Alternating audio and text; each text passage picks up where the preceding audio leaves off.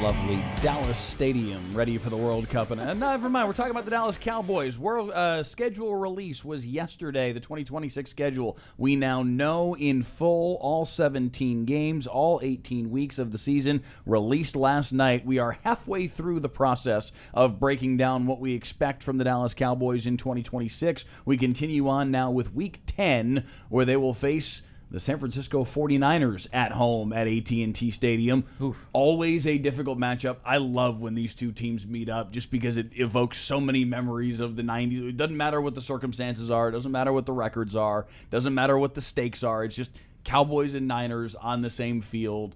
The jerseys look awesome. There's nothing not good about this matchup. These teams hate each other. I mean, historically hate each other. And we talked about the fact that to open the season, weeks 1 through 7, were going to be a tough stretch for the Cowboys just because of how much they're on the road. This Week 10 game against the 49ers starts what I would argue is the toughest opponent stretch. Weeks 10 through 15, you're taking on the 49ers team who is just perennially good. Even when everyone on their roster seems to get hurt, like they just find ways to win.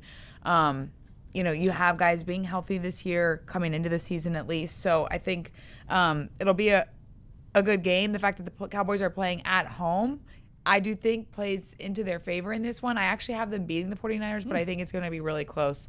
And I think it's going to take some sort of like Dak heroics to get this one done. I would agree with that just because the Niners have kind of owned the Cowboys in recent memory here, 4 straight losses. And more specifically, Shanahan's offense is just so dynamic that it'll be a significant test for a Christian Parker-led defense. Not saying he's not up to the task, but that's a huge bellwether for whether or not that team is capable of doing something moving forward. It's just hard for me not to look at the Niners and think 12 wins year in, year out. Doesn't matter if half the roster is injured or not. Like, they're usually ready for these matchups. I got them winning this one. They just have so many weapons. Yeah. I mean, McCaffrey's just ridiculous. Yeah. Did you guys see his offseason workouts? I haven't. Like the video recently was showing some of his offseason workouts. Okay. Yeah, I'll have to look into it because he's a fascinating individual. They apparently got another kid on the way too, so he's having a very good offseason. I also think that their defense is going to be a lot better this year around. They're going to be healthier on that side of the ball. They've made some additions on that side of the ball. I've got Niners winning that one 26-19. So after a 4-0 start, I have the Cowboys at 5-5 through 10 games. That'll be a fun discussion if that ends up happening. Oh, Lord. Week 11 at home against the Titans. If you're going to buy tickets to any of the home games this year, this is probably not the one. Who wants to go see the Titans? What do you mean? Hang on, no, these are the ones you do go to. Win. Exactly. Well, yeah, that's fair. I guess if you want to go see a guarantee, but like this is the day before my birthday, but do not get me this as my present. Titans, really good at schedule releases, not really good at football. Correct. Way to sum it up. The fact that it's a noon game, I mean, yeah, if the Cowboys don't win this game, it's similar to them like not beating the Cardinals last year when the Cardinals had their backup quarterback playing. It was at home. You kind of like, I think every single person who covers the team just penciled it in as like, yeah, that's a win. This is one of those games that if they don't win, we got bigger questions. And granted, like by this point, it's Week 11. The Titans' profile could be very different from what it was last year. Cam Ward is obviously coming up. It's kind of a mystery box of a team right now, just from the standpoint of, sure, we know they didn't have talent last year, but if they make a step, because obviously there's a new head coach involved, there's so much change in that organization. And as far as AFC bugaboos go, the Cowboys and Titans have split last 6 matchups. Like they play so infrequently, you have no idea what kind of sparks could happen. I still think Dallas gets it done. Cam Ward did show some growth late last season, had a stretch of 4 games, Week 14 to Week 17, where he had 8 touchdown passes and only 1 interception, but I still don't see enough growth there that they're going to be any sort of challenge. I had Dallas 28-13 in that one. Back above 500. That brings us to Thanksgiving at home against the Eagles. And it sounds like all 3 of us have already kind of tipped our hand here that this is the Christian Parker revenge game. Yeah. And the Cowboys get the split that they need to get against Philadelphia. I saw, as we were getting ready for today's show, that afternoon time slot on Thanksgiving last year was the most watched regular season game between the Cowboys and the Chiefs in NFL history. Again, regular season. Right, yeah. I think this game has a chance to top that just because I do think that, I mean, I know you just said your record is what? You have them at like 500 going into this week? I would have them at 6-5 coming into this one, yeah. again, I think some of those losses coming against teams in theory that should be good. And I just feel like at this point in the season, both of these teams will be considered legitimate, at least postseason contenders. Yeah. It's Thanksgiving. It's, as I said, the afternoon time slot is usually one of the most watched regular season games ever. And you layer in the Christian Parker aspect of this on Thanksgiving. Like, I think it's going to be one of the games that the league like really hypes up. There are going to be a lot of eyeballs on this game. And I think it's going to be an exciting one to watch, and I think the Cowboys are going to pull it out. I don't think it's going to be, I think it'll be close. But think back to the last time they played Philadelphia last year in this building. I mean, they were trailed, 21-0 at the half and came back to win it? It was one of the rare times last year where we actually saw the defense string together a bunch of stops. They were terrific in the second half of that game. It was a huge turning point for that season, just emotionally for the team, too. 100%. And it gave them a chance. Yes, exactly. And I think there's something to be said for not being afraid of your division rival. Even dating back to the opener last year against the Eagles, you could tell Dallas was not frightened to go into Philly to face them. Yeah. So I don't think there's any – this feels like Hatfield-McCoy is not, hey, one team has been successful the last 5 years and we're trying to rise up to the occasion. And given the emotion on it, whatever Christian Parker learned in the first matchup, I'm interested to see what he does in the second. I do think Dallas wins it. Yeah, I've got Dallas winning this one. I actually think this is a really good day for the Dallas defense. I had 27-16 Cowboys and now 7-5 by my tally on the year. Week 13, good luck. At the Seattle Seahawks, the defending Super Bowl champions, and I think they've got a really good chance at backing up. Maybe not necessarily going back-to-back, but like a lot of times you'll see the Super Bowl kind of hangover. I don't think we're going to see that this year from Seattle. I think Sam Darnold has proven he's better than what everybody thought he was early on in his career, and you've got a guy in Jackson Smith and Jigba for him to throw to that is as elite as they come across the National Football League. I think the Seahawks are going to be quite good again this year. Well, yeah, and what do they say? Defense wins championships. Heard it here first from Nico Harrison. I think that Mavs fans getting shots right now. I think statistically, like, the Texans were technically a better defense than the Seahawks last year. But if you factor in the pieces of this where it's a Monday Night Football game, it's Lumen Field, you have a really good defense. Like, I think it's going to be next to impossible for the Cowboys to score on this team.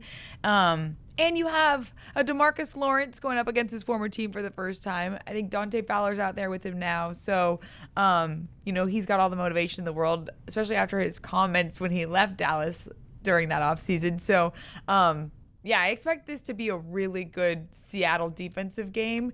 And I think the Cowboys are going to struggle to score. And I definitely have the Seahawks winning. Last time Cowboys won in Seattle was 2014. It's been a minute. But more specifically, just... also, if I remember correctly, against a defending Super Bowl champion Seahawks team. That is true. And that launched that 2014 season. But the Seahawks also went to the Super Bowl that year. They did lose to the Patriots second time around. Right, yeah. But more specifically, I like looking at this matchup, this feels like every time I try and think, hey, Seattle could lose a game at home in a big-time spot, they have a horseshoe. That there's something weird about that team in that stadium, in that environment, that is just hard to predict. And for that reason alone, I lean Seattle. There's not any more analysis than that. I think Sam Darnold could throw 4 interceptions again like he did last year against the Rams and it still be competitive down the stretch. And they'll still find a way. So, Seattle finds a way in those matchups to win it. That's the bottom line. It's going to be 2042. We're going to be doing year 16. Oh, I was like, that's your score prediction? Sorry. No. Year 2042. We're in year 16 of the Ultimate Dallas Sports Show. We are all grizzled veterans now here at WFAA, and Nico Harrison will still be catching strays from us for some reason or another. I do have Seattle winning this game, 31-29. The final score as I have it. Going into the bye, I would have the Cowboys at 7-6 on the year, and then Week 14 is where we see the Cowboys hit the bye, an extremely late bye week, December 13th. That is a long time to go before you get a bye week. I agree, but I'll also say this. I hate having a bye week in like week 4, 5, or 6. Right. Oh, heck yeah. Which is what they had last year. Exactly. Right? And a lot of times when they've hit those early bye weeks, it's like, oh, no, we needed it. And it's sure, there's some real elements to that, whether someone major is injured, they just need a chance to catch their breath or something on those lines. This kind of has the alternate effect. It's like, hey, if we've scuttled through a bunch of really difficult matchups early in the year, and we finally have a chance to catch our breath between 2 of the biggest matchups on the schedule, all of a sudden you look, hey, maybe we didn't play as well against Seattle. We got a great matchup coming up, and we can hit the ground running toward the tail end of the season where, hey, next 2 games are difficult, but the final 2, maybe you got a chance to do something. Not only do you split up what are arguably 2 of the toughest opponents on the schedule with a bye, I think if this team is actually going to go back to the playoffs for the first time in 3 years, that having this bye this late in the season is better for them bigger picture. Yeah. Especially because, with the earlier, like week 6 buys, it feels to me like you're trying to build your momentum, you're trying to get into the rhythm of the season, and then all of a sudden you're halted. I know Dak last year talked about the fact that they really needed it at that time. But I think you kind of say that every year, whenever it is. Exactly, right? Truly. But I do think the biggest benefit to their bye this week is the fact that it comes between Seattle and the Rams. Yeah. And also, just to kind of put a bow on it, Cowboys and Cardinals, again, together for some strange reason. Cowboys and Cardinals have the Week 14 bye. They're the only one, two. They are the latest bye week in the NFL. So Week 15 is where we come to at the Rams at SoFi Stadium. Michelle will be making this trip and riding the Lime scooter to the stadium. She's learned. I hope she listened to yesterday's 5-minute soliloquy. Park outside the perimeter. Choice. What? I hope you listened. I had no choice. Yeah, it's true. This is 2 of the elite teams in the conference, back-to-back, sandwiched around the bye week. This is a very This is kind of, to me, the tail end of the really challenging portion of the schedule. I mean, you have the reigning MVP. You have a team that has pretty much the best wide receiver room in the league, an offense that was averaging over 30 points per game last season, and one that looks primed to do that all over again this year. So you talk about like a defensive test for Christian Parker. I think he's got his hands full with the Rams offense. I also do think, given how many Cowboys fans I've seen at SoFi over the years, this is, I know it's a road game, but like it could have the feel of a home game-ish for the Cowboys, at least from a fan perspective. Yes. I actually think they beat the Rams coming off the bye, and it helps propel them kind of through that last stretch of the regular season. Okay, so you got them for a win. Kelly, if you can pull up the matchup graphic again real quick. Sorry, we're pulling you around here. There's one thing on that graphic that I want to mention. Cowboys 4-2 against Matthew Stafford. They've never lost to him as a Ram. Stafford won his first 2 games with the Lions, 2013 famously, the comeback. But since then, 0-4 against Cowboys. Over the top. Yes. Yeah. Yes. Yep. So for whatever reason, Cowboys seem to like playing against Stafford. I'm not suggesting it's going to go this way specifically, but that plus the Cowboys fans traveling well and maybe putting the stadium up 50-50, the Niners dominate that stadium. I'm sure the Cowboys fans will dominate that stadium too. I actually have this as a win coming off a bye week. I don't. I've got them losing 34-28, but to foreshadow a little bit later on in the show, I do think in totality I have them finishing the season strong, and within that are these 2 losses to the Seahawks and Rams that I feel like are going to be 2 really close games that I think we'll look back at, and when we're in January and we're looking at the season in totality, we're going to go, hey, okay, they lost those 2 games, but against 2 of the best teams in the conference, they showed they were game in back-to-back weeks, but I have them losing that game and falling to 7-7. I was gonna say it depends on the outcome on that. Like if both these games happen and they're 20-point blowouts, it's like sure they learned what the top of the conference looks like, and if they don't stack up, right? Exactly. Yeah, So I had 31-29 Seahawks and 34-28 Rams. Like I think they're 2 close games that Dallas just made 1 fewer play down the stretch. 3 games left to talk about in the season. Week 16 at home against the Jacksonville Jaguars. This is another Sunday Night Football matchup. This is a Jaguars team that was really good a season ago, kind of shocked the world on Monday Night Football when they beat the Chiefs, and then carried that momentum throughout the entirety of the season. Can they back it up? Trevor Lawrence's new haircut could be interesting. I haven't seen this. He's got a new haircut. Yeah, he trimmed it. You haven't seen it? The locks are gone. Oh my gosh, he's unrecognizable. I thought it was AI at first. I thought so too. And then he like dyed it blonde. Yeah. I'm kidding. I'm just seeing this. Yeah. He's like a whole new. I mean, We probably should have pulled down the picture for everybody else at home, but it is jarring for anyone that can pull it up on social media. Yeah, no, this is a quick Google away. It took me 4 seconds, so if you want to go see it, you can find it pretty quick. But that is, Samson lost his hair. That's just what.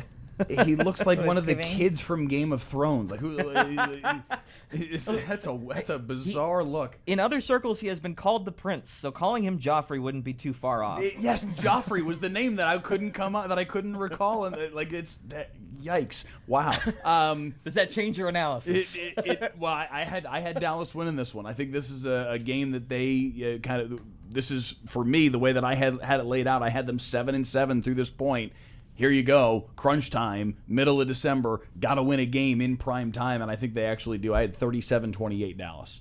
Weird stuff happens in Jacksonville. The last time they one's a home played. game. Against Yeah. Jacksonville, I mean. Yeah. Last time they played them, there was a weird fumble was- return. Like that whole thing was It was crazy. an interception, but it was a ball that was That's right, right. in the chest of Noah Brown. Yes. Perfect pass that he just clanked off his chest, was picked and returned for a touchdown. Yes. In overtime. Yes, but for whatever reason, like there was, I remember a game back from like 2011 when David Garrard lit up the Cowboys when they weren't good. So like for whatever reason, there's these AFC matchups are weird in that regard, especially from the AFC South because most of them don't have a lot of history. But this feels like the letdown after the Rams game to me. I was going to say, I think the Jaguars win this game. I think Liam Cohen, what he did in his first season with Jacksonville was... Duval. I'm just kidding. I think Liam Cohen with a new, freshly cut up Trevor Lawrence. Just kidding. Okay. But I do think that they showed last year they can be really, really explosive on offense, and I could see them coming in here Sunday Night Football and almost like embarrassing the Cowboys because I feel like we have to have one of those games every season. That's and interesting. I have the Jags putting up a lot of points on them. The one thing I will say is it feels like, because again, I'm on the same page, not necessarily to the embarrassment scale of it. But you know what I mean? Right, yeah, Like no, every exactly. season you're like, All of a Yeah. sudden you find yourself They down always have 14 one. and Yeah. it's like, what happened? Yeah. But the Jaguars, for whatever reason, have a difficulty stacking competitive seasons back to back to back. That's true. And having That's that true. kind of seesaw history makes it a little bit different, but new regime, new haircut, who knows? Yeah. We'll see. The Cowboys have a similar history of struggling to stack together back-to-back good seasons or bad seasons, which may Mike help McCarthy them in did. this particular situation. Week 17, they finish up their home slate with the New York Giants the same way they start their road slate. Cowboys, I feel like at this point, with the way that the schedule finishes, Jags, Giants, Commanders, feels like an opportunity anyway for them to start building some momentum here late in the season. Yeah, that's a great way to put it. 16 of the last 18 wins in this series. Also getting the Giants on a short week because they're coming off of Monday Night Football against the Lions. The Lions were one of those teams last year. It's like after you play the Lions, you have a down performance just because the Lions are such a physical unit. Yeah, this is a win. I agree. I think that the Cowboys are going to be at that point where, similar to last season, like they have a chance late in the season to make the playoffs and they have to win to do so. I think this is one of those games that they have to win. They're usually really good against the Giants at home. So I have the Cowboys winning this one. And we all know the Dak Slayer right there against, I guess, the Giant Slayer, Dak, Seriously. is just really good against New York. Giants mythological. Yeah, the mythological. I kind of feel like late in the season we're going to see this Cowboys offense, in part because of the competition, maybe really seem to be ramping up going into the playoffs. I have them hanging 40 in this one. I had 40-24 Dallas and starting to maybe kind of ramp up a little bit as we get to the tail end of the season. Week 18, season finale at Washington. I think Washington's going to be decent this year. I think there's a non-zero chance that this is a game that's maybe for the final playoff spot in the NFC Right. type of situation. I don't think that either of them are going to outdo the Eagles atop the division, but I think they've both got potential to be in that 9 or 10 win area. So I think this could be a game that you see as like, hey, this is the Sunday Night Football season finale. Winner goes to the playoffs, loser sees their season end kind of situation. I guess I don't know. I don't see Washington being that competitive. So I don't think that there's going to be a playoff spot on the line in this game, but I do think given the fact that I could see almost like there being something at stake for the Cowboys, like whether that's divisional standings or because of like whatever Philly's done up to that point record-wise within the division. I have the Cowboys winning this one. I have them winning their last two. But I think this one, because it's in Washington, is going to be closer than maybe we would have liked. Especially, I think it does snow in January in Washington. In Washington, yes. Yeah. That can happen. But seriously, to that point, like we've seen a lot of these week 18 matchups kind of be throwaway because we're either locked into our playoff spot or anything on those lines. So analyzing it from that perspective is a little difficult because who knows who's going to be on the field that day.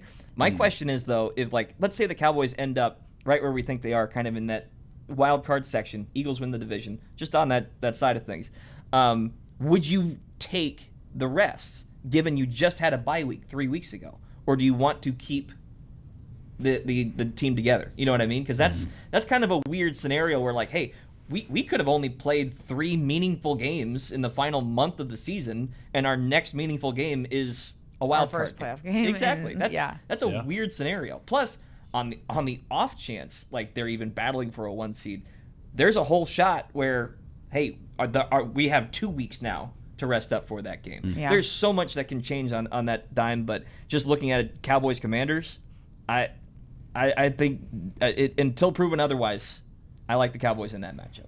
I think they get hot to finish the season. Yeah. I really do. I think this is a game where we see them click offensively and defensively. I had 38-17 Cowboys and just stamp the end of the season, finish 10-7, punch a playoff ticket, and then we'll see. That's been the question. Yeah, no doubt. We will hit a break. We will come back and kind of summarize all of this and where we think maybe they could go from there when we come back.